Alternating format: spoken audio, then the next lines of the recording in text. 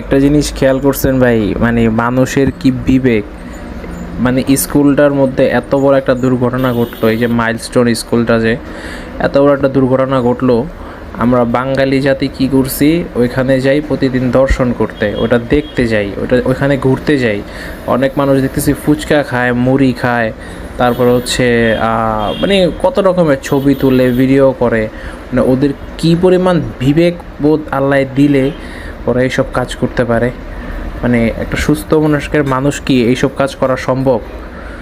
আপনারা একটু ভাবেন তো, যারা যায় আসলে ওরা আদৌ কি ওরা মানুষ না পশু পাখি? মানে যারা নিজেদের বাচ্চা হারাইছে একমাত্র তারাই তো জানে যে তাদের মধ্যে কি একটা কষ্ট চাইতেছে। আর ওইখানে মানুষ যায় ঘুরতে, ওই স্কুল যাইতেছে আপাতত, ওই স্কুলটা দেখতে যায় মানুষ, হ্যাঁ, ওইখানে দর্শন করতে যাইতেছে, ফুচকা খায়, ঝালমুড়ি খায়, ছবি তোলে।